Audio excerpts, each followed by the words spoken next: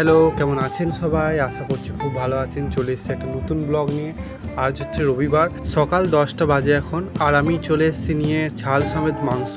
ঝাল সমেত মাংস খেতে তো আমার দারুণ লাগে। আর দিদি বাড়িতে যেহেতু এসছে, তো দিদির আবদার আমার হাতের বাসন্তী পোলাও খুব ভালো লেগেছে ওর, তাই জন্য আবার দ্বিতীয়বার আমাকে বানাতে বলেছে। আর এখানে আমি 250 মতন চাল নিয়ে নিয়েছি। জানেন, বাসন্তী পোলাও না আমি একদমই আগে পারতাম না, কিন্তু এখন ফেসবুকে দেখে দেখে এটার প্রতি এত ইন্টারেস্ট জেগেছে যে এত বানিয়ে ট্রাই করেছি, তো অবশেষে এটা বানাতে পেরেছি। আর একবার বানিয়ে এত সুন্দর হয়েছিল যে দ্বিতীয়বার আবার সেই আবদারটা আসছে। আর আমিও মাঝে মাঝে করে খাই, আমারও খুব ভালোই লাগে বাসন্তী পোলাও। আর এদিকে লাঞ্চ একদম রেডি।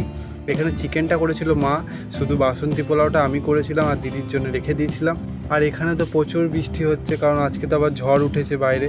আর আগের দিন ভাবছিলাম পিৎজা বানাবো, কিন্তু সেই জিনিসপত্র না থাকায় সে আমাকে আবার বাজার যেতে হচ্ছিল, মার্কেটে গিয়ে আবার সব কিছু জিনিসপত্র নিয়ে এসে তো আজ বানাচ্ছি।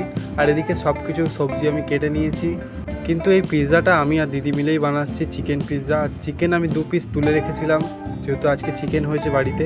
তো কিছু সবজিপাতি কেটে নিয়েছি, আর এদিকে চিকেনটাকেও কেটে নেবো। বার্গারও ছিল, তো বার্গারটাও বানাবো। বার্গারের জন্য আমি পাতলা পাতলা কেটে নিয়েছি। আর এই ওভেনটা প্রিহিট করতে দিয়ে দিয়েছি। আর এই ওভেনটা তো আমি পার্সোনালি কেকের জন্যই নিয়েছিলাম, কিন্তু এখন মাঝে মধ্যেই খালি রাখতে ইচ্ছা করছে না, মনে হচ্ছে কিছু না কিছু বানাই। আর কি বলুন তো, সপ্তাহে একদিনই আমরা এইসব জিনিস খাওয়া দাওয়া করি বিশেষ করে, কারণ বাকি দিনগুলো অতটা থাকা হয় না বাড়িতে। আর রবিবার দিনটা যেহেতু ছুটির দিন, সেই দিনটা কলেজও থাকে না, তাই এগুলো বিশেষ করে সেই দিনেই সব জমিয়ে রাখি, একদিনেই সব কিছু বানাই। তো এখানে দিয়ে দিচ্ছি পিৎজা সস। আর এই সসটাও কালকেই নিয়ে এসেছিলাম মার্কেট থেকে, এটাও বেশ ভালোই কাজে লাগবে। এখনও প্রায় 2 পিস পড়ে আছে, যেটা পরের রবিবার বানানো হবে পিৎজা।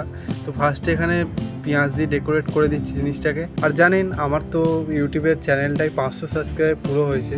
জানি এটা কিছুই না, এমন এখনও 1K হলেই এটা বলা মনে হয় উচিত হতো, কিন্তু কি বলুন তো, ছোটো ছোটো খুশি থেকেই বড় খুশি আসে। আর আমার কাছে 500 সাবস্ক্রাইবটাই আমি কোনোদিন ভাবতে পারিনি এটা পুরো হবে। তো আপনাদের আশীর্বাদে এটা হয়েছে। আপনারা এভাবেই সাপোর্ট করবেন, যাতে আরও এগিয়ে যেতে পারি আর আরও এরকম ব্লগ আনতে পারি। সো এখানে দিয়ে দিয়েছি একটু একটু করে পেঁয়াজ, আর দিয়েছি ক্যাপসিকামটা একটু লম্বা লম্বা করে কেটেছিলাম। তারপরে একটুখানি দিয়ে দিলাম চিকেন। আর চিকেনটা আমি একটু ভেজে নিয়েছিলাম, কারণ আমার আবার কাঁচা চিকেন দেওয়াটা একদমই পছন্দ না, তো আমি একটুখানি ভেজে এটাকে দিয়েছিলাম। তারপরে দিলাম একদম ভরে ভরে চিজ ছাড়া তো পিৎজার কোনো মানেই হয় না। তো চলুন ততক্ষণ বার্গারটা রেডি করি।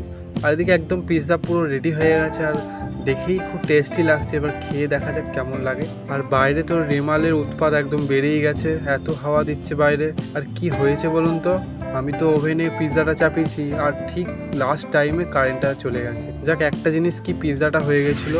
দেখুন বাইরে কি সুন্দর বৃষ্টি হচ্ছে। তো চলুন, ব্লগটা আমি এখানেই শেষ করছি। সবাই ভালো থাকবেন, দেখা হবে পরবর্তী একটা ব্লগে। ততক্ষণের জন্য বাই বাই।